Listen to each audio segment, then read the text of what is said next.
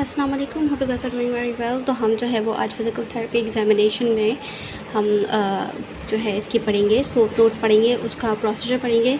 हमारी जो एनपीटी की हमने सीरीज़ शुरू की थी प्रिपरेशन की, उसमें हमारा एमएस के चैप्टर बहुत एक्सीड कर गया है, जिसमें अब हम एग्जामिनेशन की तरफ आ गए हैं।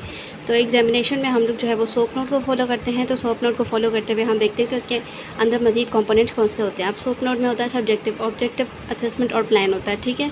अब इसके अंदर मज़ीद सब कंपोनेंट्स होते हैं जो हमें देखने होते हैं, जैसे पेशेंट क्लाइंट की हिस्ट्री, ठीक है, इंटरव्यू, सिस्टमिक रिव्यू आ जाता है, ठीक है। पेशेंट क्लाइंट की हिस्ट्री देखें तो पेशेंट क्लाइंट की हिस्ट्री में हम लोग जो है वो गैदर करते हैं information to develop a hypothetical diagnosis, जो कि डिक्टेट करी होती है फ्लो ऑफ एग्जामिनेशन। अब डिलीनिएट एनी प्रिकॉशंस और contraindications when performing components of examination. आपको प्रिसाइजली सारी की सारी इंडिकेशंस और कॉन्ट्राइंडिकेशंस या फिर प्रिकॉशंस को नोट कर लेना है, ताकि जो है वो ड्यूरिंग जो है वो डायग्नोसिस आप जो है वो एक प्रॉपर प्रिसाइज वे में आपको पता हो साइन एंड सिम्टम्स क्या थे। मज़ीद कंपोनेंट्स ऑफ हिस्ट्री की बात करें तो डेमोग्राफिक डेटा, जिसमें एज, जेंडर, डायग्नोसिस और रेफरल अगर आपके पास अप्रोप्रिएट है तो, और जो है वो हैंड डोमिनेंस राइट है या लेफ़्ट है आपको पता होना चाहिए, ठीक है। सोशल और फैमिली हिस्ट्री, सोशल हिस्ट्री और फैमिली हिस्ट्री बहुत ज़रूरी होता है। फैमिली हिस्ट्री इसलिए ज़रूरी होता है ताकि आपको पता हो कि इन केस अगर कोई कंडीशन ऐसी है जो फैमिली से इनहेरिट करता हुआ पेशेंट आ रहा है, या फैमिली किस इन्वायरमेंट में रहती है तो कंटेजियस डिजीज़ बहुत सारी होती हैं जो लग सकती हैं, या सोशल इन्वायरमेंट या इर्द गिर्द का जो है इन्वायरमेंट, आपकी सोशल गैदरिंग कैसी है, सोशल गैदरिंग में कोई अल्कोहलिज्म तो नहीं है, अल्कोहलिक पर्सन तो नहीं है, कोई स्मोकर तो नहीं है, तो आपको बहुत सारी चीज़ें वहाँ से पता चलती हैं। करंट कंडीशन या चीफ कंप्लेंट जो पेशेंट लेकर आया है आपके पास, उस वक्त उसको जो है वो हम आइडेंटिफाई करते हैं। फिर जनरल हेल्थ स्टेटस पेशेंट का पूछा जाता है, सोशल हेल्थ पूछी जाती है। एम्प्लॉयमेंट और वर्क का बहुत ही बड़ा जो है वो कंट्रीब्यूशन होता है किसी भी फिज़िकल थेरेपी की जो है वो कंडीशन में या किसी भी कंडीशन में, क्योंकि पेशेंट का जो है एम्प्लॉयमेंट का या वर्क का जो एनवायरनमेंट हो, वहाँ पर सिटिंग अरेंजमेंट कैसा है, वहाँ पर जो है वो लंच कैसा है, वहाँ का जो है वो वर्किंग एनवायरनमेंट हेल्दी है भी कि नहीं है, वो बहुत मैटर करता है, ठीक है। ग्रोथ एंड डेवलपमेंट या लिविंग एनवायरनमेंट, आप कंजस्टेड फैमिली में तो नहीं रहते हो, आपका घर छोटा तो नहीं है, आपका घर बड़ा है, सब अपने अपने सेपरेट रूम्स में रहते हैं, या फिर आपका घर जो है वो एक छोटा सा घर है, उसी में कमरा, उसी में किचन, उसी में वॉशरूम, तो लिविंग एनवायरनमेंट भी मैटर करता है, तो आपको पूछना ज़रूरी है। देन हमारे पास फंक्शनल स्टेटस आ जाता है और एक्टिविटी लेवल। फंक्शनल स्टेटस और एक्टिविटी लेवल में पेशेंट की जो है वो एक्टिविटीज़ के बारे में पूछा जाता है, और पेशेंट जो काम करता है उसके बारे में पूछा जाता है। मेडिकल या सर्जिकल हिस्ट्री, अगर इन पास्ट मेडिकल हिस्ट्री में पेशेंट की कभी कोई प्रीवियस सर्जरी हुई है या उसने कोई मेडिकल ट्रीटमेंट लिया है, तो उसके बारे में हम लोग जो है वो उसकी हिस्ट्री लेते हैं।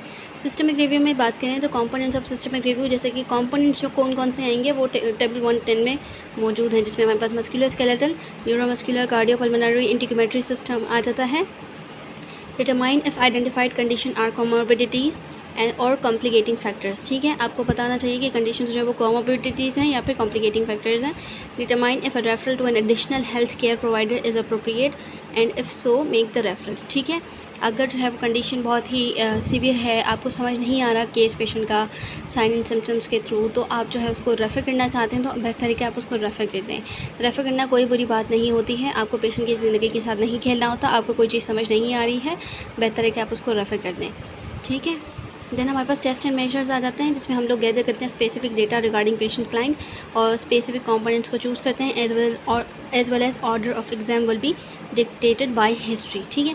Components it may be part of the test and measures include, हमारे पास यहाँ पर आ जाते हैं। यहाँ पर हमारे पास टेबल्स हैं, यहाँ पे कंपोनेंट्स की बात की गई है ना, जिन कंपोनेंट्स की टेस्ट एंड मेजर्स की, वो यहाँ पर ये वाले कंपोनेंट्स आ जाएंगे, जिसमें हमारे पास एंथ्रोपोमोटिक कैरेक्टरिस्टिक्स आ जाते हैं, पोस्चर अलाइनमेंट्स एंड पोजीशंस आ जाती हैं, जिसके हमारे पास डायनामिक पोस्चर और स्टैटिक पोस्चर आ जाता है, फिर रेंज ऑफ मोशन आ जाती है, फिर मसल परफॉर्मेंसेस आ जाती हैं, रजिस्टर टेस्ट आ जाते हैं, मैनुअल मसल टेस्टिंग आ जाती है, मसल टेंशन आ जाता है, मोटर फंक्शन, क्रेनियल और पेरिफेरल नर्व इंटीग्रिटी आ जाता है, जो हमारे पास टेबल 171819 में मेंशन किया गया है, ठीक है। देन हमारे पास रिफ्लेक्सेस आ जाते हैं, सेंसरी इंटीग्रिटी आ जाती है, जॉइंट इंटीग्रिटी एंड मोबिलिटी आ जाता है, pain assessment and adaptive devices जो है, पेशेंट अगर किसी ऐसी डिवाइस के साथ आया हुआ है, उसके पास क्रच है, केन है या वॉकर है या फिर व्हील चेयर पर आया है, या फिर जो है वो उसको किसी पर्सन ने असिस्ट किया हुआ है, तो वो हम चीज़ें देखते हैं, ठीक है। उसके बाद ऑर्थोटिक या प्रोटेक्टिव या सपोर्टिव डिवाइसेस तो नहीं लगी हुई, पेशेंट की कोई हाथ में, पैर में, पाँव में किसी तरह की कोई डिवाइस अटैच है या नहीं है, हम वो भी देखेंगे। Ergonomic and body mechanics check करेंगे, ठीक है। Self care and home management. Ergonomics के बारे में सबसे ज़्यादा वर्किंग इन्वायरमेंट में पता चलता है कि उसका वर्किंग इन्वायरमेंट कैसा है, वहाँ से आप अंदाज़ा लगाते हो कि पेशेंट का एर्गोनॉमिक्स कैसा होगा, ठीक है। उसकी वर्किंग इन्वायरमेंट में उसके चेयर का, उसकी टेबल का एर्गोनॉमिक्स कैसा होगा, ठीक है। Self care at home and home management, वो खुद की पर्सनल हाइजीन के साथ ध्यान रखता है, उसके घर में किस तरह की जो है वो हाइजीन को फॉलो किया जाता है। गेट, पेशेंट आता है तो आप सबसे पहले उसका गेट ही चेक कर रहे होते हो, उसकी अपीयरेंस चेक कर रहे होते हो, ठीक है। और उसकी जो है वो ऑब्जर्वेशन कर रहे होते हो, जैसे स्किन टेक्सचर, उसका कलर, पेल है नहीं है, सब चीज़ें, उसका बिहेवियर, ठीक है। Work, community and leisure integration और री इंटीग्रेशन चेक करते हैं आप, स्पेशल टेस्ट करते हैं, ठीक है।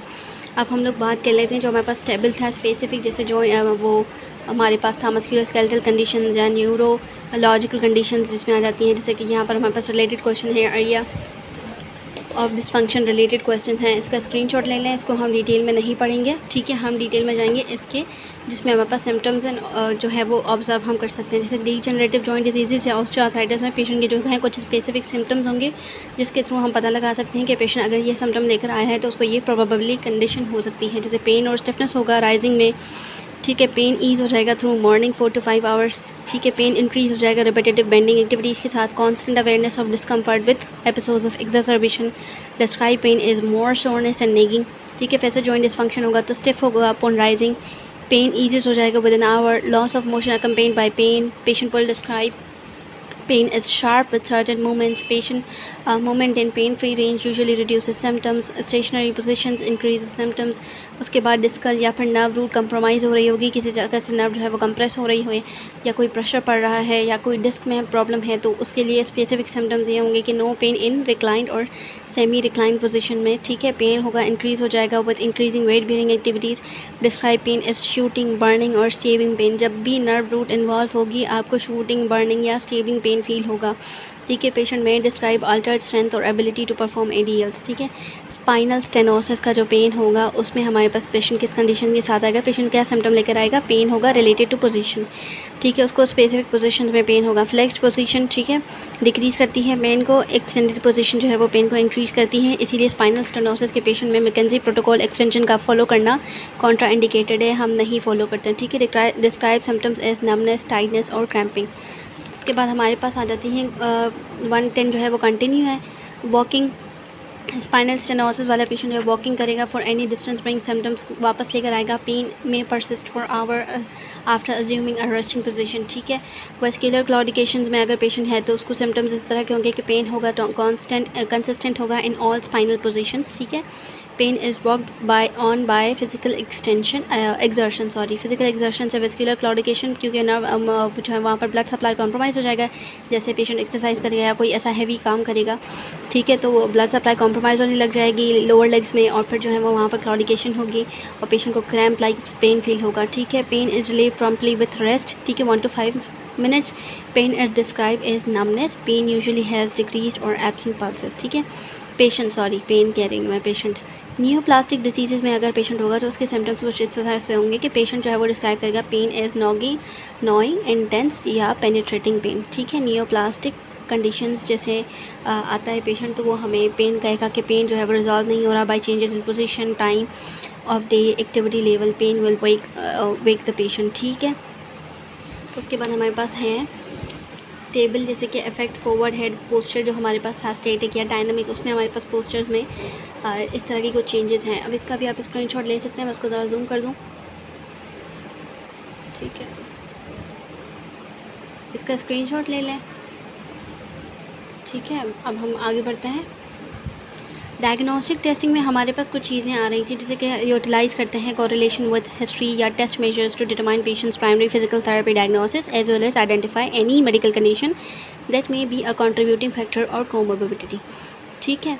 पाकिस्तान हो या इंडिया हो, सबसे ज़्यादा आपको जो है एज अ फिजियोथेरेपिस्ट चीज़ें जो है वो फेस करनी पड़ती हैं, आपको जो है वो मॉकिंग फेस करना पड़ता है, ठीक है। तो मॉकिंग आपको फेस करनी पड़ती है। पेशेंट जो है वो, पेशेंट को तो कुछ इतना ज़्यादा पता नहीं होता, अवेयरनेस पेशेंट्स के पास नहीं होती है, बट डॉक्टर्स के पास भी अवेयरनेस नहीं होती है। आपके सीनियर डॉक्टर्स आके आपको जो है वो मॉक कर देते हैं। अगर आप कोई डायग्नोस्टिक टेस्ट पेशेंट को प्रिस्क्राइब करो, या कोई आप मेडिसिन पेशेंट को कहो कि आपको जो है ये मेडिसिन लेनी चाहिए, या आपने ये मेडिसिन ली है तो आपका ट्रीटमेंट नहीं हो सकता, फ़िलहाल आपकी जो है वो ये कंडीशन है तो आपका फिजियोथेरेपी ट्रीटमेंट नहीं हो सकता, तो आपकी जो है वो बात सुनी नहीं जाती है। लेकिन उसका मतलब ये बिल्कुल भी नहीं है कि आप मेडिसिन पढ़ना छोड़ देंगे, आप पेशेंट को प्रिस्क्राइब करना छोड़ देंगे। इसका मतलब ये बिल्कुल भी नहीं है कि आप पेशेंट को ऐसी कोई भी चीज़ जो उसके लिए नेसेसरी है उसको बताएंगे नहीं। तो ये हमारा जो है वो, हमारा जो है इनिशियल फ़र्ज़ आ जाता है कि हमें उसको गाइड करना होता है, हमें उसे बताना होता है हर चीज़ डिटेल में। और इन केस अगर कोई आपका दूसरा जो है वो प्रोफेशनल स्टाफ, जैसे आपका हो गया, या पीजीज़ आ गए, या आपके जो आरएमओ हैं, वो किसी भी तरह की कोई भी आपके काम में मुदाखलत करते हैं, तो आप उनको भी जो है वो प्रॉपर तरीके से, सही तरीके से बात करके एक्सप्लेन करके बता सकते हैं कि भाई ये कंडीशंस हैं और इस वजह से हमारी जो है ये इस वक्त हम टेस्ट रिकमेंड करना चाहते हैं पेशेंट को, और इस टेस्ट में जो है वो हमें इस चीज़ के बारे में मज़ीद पता चलेगा। तो इस तरह से बातें जो है वो अगर आप छोड़ देंगे तो फिर ऑब्वियस सी बात है, फिर आपकी वैल्यू नहीं रहेगी। बट यह आपको बात करने का तरीका आना चाहिए, आपको पता होना चाहिए कि कब कौन सा टेस्ट रिकमेंड करना है, ताकि इन केस अगर कोई आपकी बात नहीं मानता तो आपके पास रेफरेंस होना चाहिए कि आपने जो टेस्ट प्रेस्क्राइब किया है वो सिम्टम से रिलेट करता है कि नहीं करता, उसकी ज़रूरत है भी या नहीं है। ठीक है। फर्दर डायग्नोस्टिक टेस्ट जो है वो वारंटेड होते हैं और बेनिफिशियल होते हैं। मेक एप्रोप्रिएट रेफरल और recommendation. Most common type of diagnostic test for musculoskeletal dysfunction include imaging, laboratory test और इलेक्ट्रो डायग्नोस्टिक टेस्टिंग। ठीक है। इमेजिंग में हमारे पास प्लेन फिल्म रेडियोग्राफ्स आ जाते हैं। X-rays use to demonstrate bony tissues, beams pass through the tissues resulting in varying shades of grey or on film depending on density of tissue it passed through. The more the dense the structure, the more wide the structure appear on the film. अब हमें सबको पता है कि जब x ray reading होती है तो एयर हमारे पास ब्लैक अपीयर होती है, और जो हमारे पास कैल्शियम के जो स्ट्रक्चर्स होते हैं या हार्ड स्ट्रक्चर्स होते हैं वो हमारे पास ग्रे अपीयर होते हैं। जैसे बोन जो है वो स्लाइटली वाइटिश ग्रे होगी, और इन केस अगर कोई मेटल होगा, ऑब्जेक्ट होगा, फॉरेन ऑब्जेक्ट होगा, तो वो प्रॉपर वाइट अपीयर होगा एक्सरे फिल्म में। तो हमें इतना जो है वो पता होना चाहिए ताकि हम जो है असेसमेंट कर सकें। ये रेडीली अवेलेबल जो है रिलेटिवली इनएक्सपेंसिव होता है। ठीक है। एक्सरे जो है वो एक्सपेंसिव भी नहीं होते हैं, फ़ौरन आपको मिल जाते हैं, और बोनी एनाटमी आपको बहुत अच्छे से पता चल जाती है। ठीक है। टिश्यूज़ के लिए आप MRI करवाते हो, उसमें आपको टिश्यू के बारे में पता चलता है। Negative is patient exposure to radiation. Obvious ही बात है, आप एक ही पेशेंट को बार बार एक्सरे करवाने के लिए नहीं बोल सकते हो, क्योंकि रेडिएशन जो हैं वो एक्सरे की हो या कोई भी हो हार्मफुल होती है पेशेंट के लिए। ठीक है। Requires 2 different projection sense structures में be superimposed on each other. ठीक है। Making it difficult to identify pathology with one view. हमें हमेशा जो है एक्सरे 2 व्यूज़ में चाहिए होता है, या आपके पास जो है वो AP व्यू होगा, या PA व्यू होगा, या आपके पास लेटरल व्यू होगा, या ओब्लिक होगा। हमेशा 2 व्यू में हमें जो है वो व्यू चाहिए होता है to properly assist the X-ray, या उसको एग्जामिनेशन एक्सरे की करना जो है वो प्रॉपर तरीके से अगर आपको जाननी है तो आपको 2 व्यूज़ ही चाहिए, तभी जाके आपको पता चलेगा कि एक्सरे में जो कंडीशन हमें जो है वो एनाटमी सही से नज़र आ रही है या नहीं आ रही है। ठीक है। इसलिए उसके बाद जो है हम बात करते हैं यूज्ड फॉर व्यूइंग डिसफंक्शन और डिजीज़ ऑफ बोन्स। ये बोन्स के लिए, एक्सरे सिर्फ बोन्स के लिए होता है। Does not demonstrate soft tissues well और एट ऑल। कंप्यूटर टोमोग्राफी होती है, CT स्कैन्स होते हैं। ठीक है। Uses plain film X-ray slices that are enhanced by computer to improve resolution. It is multiplanar होता है, so can image in any plane, therefore tissue can be viewed from multiple direction. Typically used to assess complex fractures as well as facet dysfunction, disc disease or stenosis of spinal canal or intervertebral foramen. ठीक है। CT demonstrate better quality and better visualization of bony structures than plain film. CT can also demonstrate soft tissue structures although not as well as MRI. ठीक है। अब computer tomography में क्या होता है, आपको मल्टीपल प्लेन्स नज़र आ रहे होते हैं। एक ही स्कैन के अंदर मल्टीपल प्लेन्स आपके जो है वो आइडेंटिफाई आप इजीली कर सकते हो, इजीली जो है वो स्ट्रक्चर्स को देख सकते हो। सबसे ज़्यादा जो प्रोसाइज स्ट्रक्चर्स होते हैं, जैसे कि आपके पास डिस्क हो गई, फैसेट जॉइंट्स हो गए, आपकी जो है वो हर प्लेन से आपको एक जो है न्यू व्यू मिल रहा होता है, प्रोसाइज होता है, ईजी होता है। तो आप जो है वो कंप्यूटर टोमोग्राफी से भी बहुत ज़्यादा चीज़ें जो है डायग्नोसिस अच्छा बना सकते हो। ठीक है। अब जो है CT demonstrate better quality and better visualization of bony structures than plain films. जैसे कि एक्सरे से ज़्यादा बेहतर CT स्कैन होता है। CT also demonstrate soft tissue structures although not as well as MRI। CT में आपको सॉफ्ट टिश्यू के स्ट्रक्चर्स स्लाइटली नज़र आ जाते हैं, लेकिन MRI जो है वो बेस्ट है सॉफ्ट टिश्यूज़ के लिए। ठीक है। फेयरली एक्सपेंसिव होता है। Patient is expose to radiations. हलवन। डिस्कोग्राफी की बात करें तो रेडियो पे एक डाई होता है जो कि इंजेक्ट किया जाता है इनटू द डिस्क, ठीक है। डिस्कोग्राफी डिस्क की स्टडी करने के लिए, एनुलस प्रपोजल्स की स्टडी करने के लिए, ठीक है, या न्यूक्लियस प्रपोजल्स की स्टडी करने के लिए आपको जो है डिस्कोग्राफी करवानी होती है। इसमें क्या होता है, एक डाई को इंजेक्ट कर दिया जाता है डिस्क के अंदर to identify abnormalities within the disc, ठीक है। The needle is inserted into the disc with the assistance of radiograph, ठीक है। फ्लोरोस्कोपी के थ्रू, फ्लोरोस्कोपी में एक पाउडर टाइप सब्सटेंस होता है जो कि आपको जो है वो आपकी जो इमेजेस हैं उसको थोड़ा सा इन्हांस करके दिखा रहा होता है। ये बहुत ही जो है वो कॉमनली यूज़ नहीं होती है। requires a high level of skill and proper equipment to perform fairly specific technique to identify internal disruption of the nucleus और annulus, ठीक है। और फ्लोरोस्कोपी स्पेसिफिक इसके लिए यूज़ नहीं होती है, बाकी चीज़ों के लिए भी यूज़ होती है, ठीक है। लेकिन ये जो है वो इन्वेजिव प्रोसीजर होता है और पेनफुल भी होता है। और इसका एक और जो है वो डिसएडवांटेज ये है कि अगर तो डाई से पेशेंट को इन्फेक्शन भी हो सकता है या पेशेंट को एलर्जी भी हो सकती है, ठीक है। फिर हमारे पास MRI आ जाता है, uses magnetic resonance, uses magnetic field rather than radiations, ठीक है। Offers excellent visualization of tissues anatomy, utilizes two types of images known as T1 and T2. T1 demonstrate far within the tissue and is typically used to assess bony anatomy, while T2 suppresses fat and demonstrate tissue with high water content. T2 is used to assess soft tissue structures. अब हमारे पास MRI जो है ना वो हमारे पास दो तरह का होता है, एक तो होता है टिश्यू विंडो होता है, एक होता है बोन विंडो। बोन विंडो में हमारे पास सिर्फ प्रॉपर एनाटमी नज़र आ रही होती है और टिश्यू विंडो में एनाटमी के साथ साथ हमें जो है वो सॉफ्ट टिश्यू की एनाटमी भी नज़र आ रही होती है, ठीक है। सॉफ्ट टिश्यूज़ हमें नज़र आ रहे होते हैं। और उसके अलावा जो है हमारे पास फेयरली एक्सपेंसिव होता है। Patient with claustrophobia do not tolerate this test well.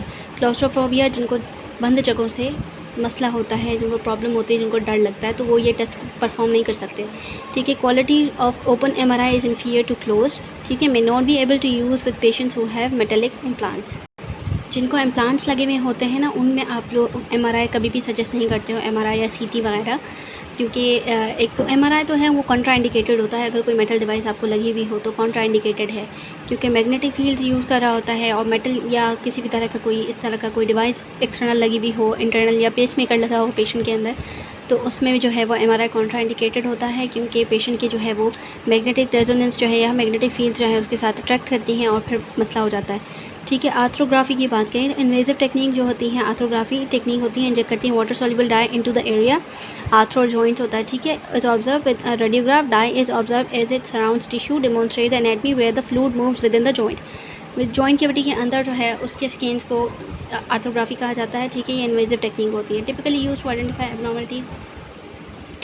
उसके बाद जो है ये abnormalities with the joint such as tendon rupture expensive होता है, रिस्क होता है, इन्वेजिव होता है, ठीक है। बोन स्केन्स ऑस्टियो सिंटिग्राफी, ठीक है। थोड़ी सी प्रोनाउंसिएशन मुझे डिफ़िकल्ट लगती है, जो बड़े बड़े लफ्ज़ होते हैं इस तरह के, तो खैर उसको अवॉइड करें। Chemical laced with radioactive traces are injected, इसमें भी ये भी इन्वेजिव प्रोसीजर है, ठीक है। उसके बाद isotope settles in areas where there is a high metabolic activity of bone. उसके बाद हमारे पास है बोन स्कैन्स या पेट स्कैन्स होते हैं ना, ये उसकी बात करें। Radiograph is taken to demonstrate any hot spots of increase metabolic activity. Patient with dysfunction जैसे rheumatoid arthritis, possible stress fracture, जो है bone cancer, infection within the bone often receives a bone scan since these dysfunction increase metabolic activity of bone in the affected region, ठीक है। उसके बाद diagnostic ultrasound होते हैं। Ultrasound जो होते हैं वो हमारे पास वेव्स होती हैं हाई फ्रिक्वेंसी की, transmission of high frequency wave similar to therapeutic ultrasound, ठीक है। थेरेपेटिक अल्ट्रासाउंड हमारे पास जो है वो एक अल्ट्रासाउंड डायग्नोसिस के लिए होता है, एक अल्ट्रासाउंड जो है वो ट्रीटमेंट पर्पज़ के लिए होता है, ठीक है। दोनों के दोनों जो है वो साउंड वेव्स यूज़ करते हैं फॉर ट्रीटमेंट और as well as diagnosis. Limited होता है by contrast resolution, small viewing field होती है, how deep it penetrates and poor penetration of bone. अच्छा, CT स्कैन की वीडियो ना वो एक हमारे पास कंट्रास्ट CT होता है, एक नॉन कंट्रास्ट CT होता है। जो कंट्रास्ट CT होता है ना उसके अंदर डाई यूज़ किया जाता है उसको मज़ीद इन्हांस करने के लिए। नॉन कंट्रास्ट CT जो है वो प्लेन फिल्म होती है, ठीक है। उसके बाद इसके अंदर भी यही बात कर रहे हैं, ठीक है। स्मॉल व्यूइंग फील्ड होती है, how deep it penetrates and poor penetration होती है बोन। बोन को जो है वो अल्ट्रासाउंड पेनिट्रेट नहीं कर पाता, बोन व्यू नहीं दिखा पाता, ये हमेशा सॉफ्ट टिश्यू ही दिखाता है। So result depends on the skill of operator. Provide real time dynamic image, dynamic mobile images को दिखा रहा होता है, ठीक है। And can assist soft tissue dysfunction, ठीक है। No non harmful effect at this time, अभी तक इसका डायग्नोस्टिक अल्ट्रासाउंड का कोई भी हार्मफुल इफेक्ट नज़र नहीं आया है। माइलोग्राफी की बात करें ठीक है, ये भी इन्वेजिव टेक्निक होती है। वाटर सॉल्युबल डाई यूज़ किया जाता है इसमें भी। Dye is visualize as it passes through vertebral canal to observe anatomy within the region. ठीक है, सेल्डम यूज़ होता है due to side effects versus MRI और CT। ठीक है, which provide as good if not better information. Very expensive होता है since it often involves a hospital stay overnight. उसके बाद हमारे पास ट्रेडिशनली यूज़ होता है for diagnostic assessment of disc और स्टेनोसिस के लिए। May still be beneficial to identify stenosis. ये स्पेसिफिक स्टेनोसिस के लिए होता है। लेबॉर्ट्री टेस्ट की बात करें तो टिपिकली यूज़ होते हैं to screen patient, assess making diagnosis और मॉनिटरिंग। लेबॉर्ट्री टेस्ट में हमारे CBC आ जाता है, INR आ जाता है, LFT आ जाता है। ठीक है, उसके बाद हमारे पास D-dimer आ जाता है और हमारे पास जो है फर्दर टेस्ट आ जाते हैं, जैसे कि किसी भी तरह का इन्फेक्शन वगैरह चेक करना हो या फिर वायरस कंटेजियस डिजीज़ को चेक करना हो। ठीक है, since many patient with muscular dysfunction present with other medical pathologies it is important to monitor clinical laboratory findings. Multiple test जो है वो अवेलेबल होते हैं that fall into the following category, जैसे ब्लड टेस्ट हो गया, सेरम केमिस्ट्रीज होगी, immunological test होते हैं, पल्मोनरी फंक्शन टेस्ट होता है जिसमें हमारे पास ABGs आ जाती हैं। ठीक है, आर्टिकल ब्लड गैसेस होता है, फ्लूइड एनालिसिस होती है। इलेक्ट्रो डायग्नोस्टिक टेस्टिंग की बात करें तो ये हमारे पास चैप्टर 2 में है, इसको हम वहाँ पढ़ेंगे। ठीक है, उसके बाद न्यूरोमायोग्राफी नर्व और मसल की जो है व्यू दिखाएगा। एंड नर्व कंडक्शन वेलोसिटी भी एक टेस्ट होता है कॉमनली यूज टू असेस और मॉनिटर मस्कुलोस्केलेटल कंडीशंस और न्यूरोलॉजिकल कंडीशंस के लिए भी होता है नर्व कंडक्शन टेस्ट। तो अभी तक जो है वो हमारा जो है असेसमेंट पूरा का पूरा असेसमेंट हम डिस्कस कर चुके हैं। ये हमारे पास रेंज ऑफ मोशंस थी। ठीक है, ये हमारे पास मसल ग्रेडिंग थी। इसका जो है वो आप स्क्रीनशॉट ले लें। इसको मैं फिर जूम कर देती हूँ थोड़ा सा। ठीक है, ये हो गया। आज जो है वो असेसमेंट हम कंप्लीट कर चुके हैं। कल हम इंशाल्लाह जो है वो हमारे स्पेशल टेस्ट पे मूव करेंगे जो हमारे शोल्डर के हैं, अपर एक्सट्रीमिटी के हैं, लोअर एक्सट्रीमिटी के हैं। और मैं कोशिश करूँगी कि हम जब कोई भी टेस्ट पढ़ें ना तो हम उसको रिसर्च के साथ पढ़ें कि किस टेस्ट की कितनी स्पेसिफिसिटी है, किस टेस्ट की कितनी सेंसिटिविटी है अकॉर्डिंग टू द रिसर्चेस। ठीक है, वो ज़्यादा बेहतर रहेगा हमें ये पता करने में कि कौन सा टेस्ट हमें इमीडिएट बेसिस पे करना है कंडीशन को डायग्नोस करने के लिए और डिफरेंशियल डायग्नोसिस बनाने के लिए। ठीक है, तब तक के लिए सी यू सून। अल्लाह हाफिज़। और कोई भी प्रॉब्लम हो तो मुझसे कमेंट सेक्शन में पूछ लीजिएगा। अल्लाह हाफिज़।